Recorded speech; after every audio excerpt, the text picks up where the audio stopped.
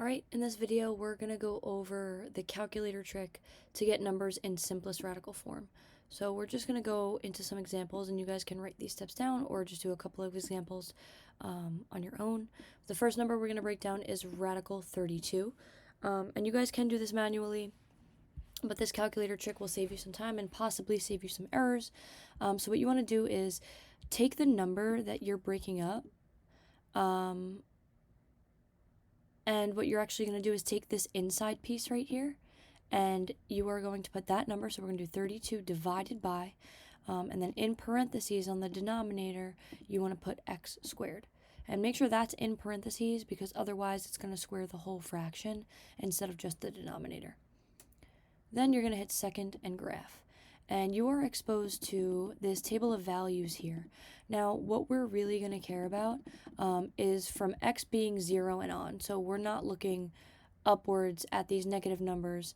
We're starting from here. So it says 0 error, 1 radical, or 1, 32, 2, and 8. So what these are really representing is all the numbers on the left. Like, we're obviously trying to find a whole number, and then that whole number is going to go here, and then we're going to have a radical symbol, and then we're going to have another number under that radical, right?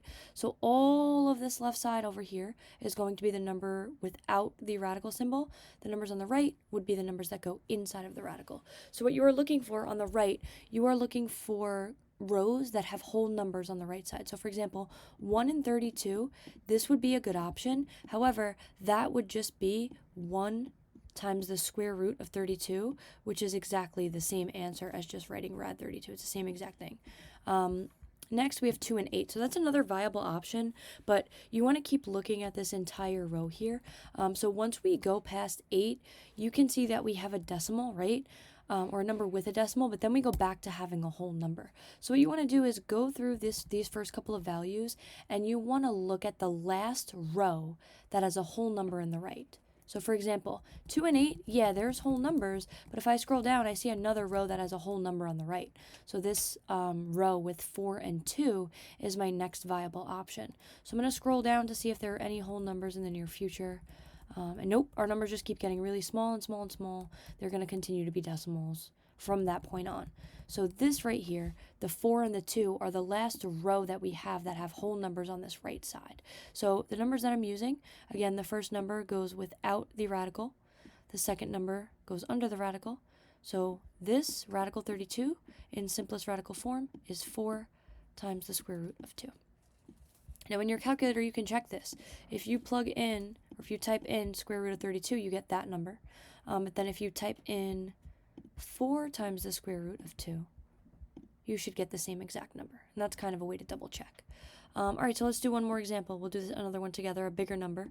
So this, let's simplify the square root of 1344. So remember, in our calculators, we go into y equals, and we're going to do 1344 divided by x squared. And then we're going to hit second graph. And then this one's a bit more interesting. So obviously we get the 1 in the 1344, but we are disregarding that. Then we want the last row with the whole number. So I see a whole number here, but then I see another one here.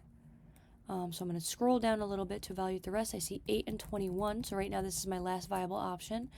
So let's scroll down. I don't see any more whole numbers. The numbers just seem to get smaller and smaller and smaller. With a bunch of decimals. So I'm going to scroll back up here.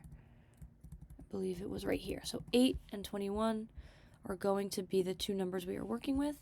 So if we simplify, we get 8 times the square root of 21, and we can go ahead and check that.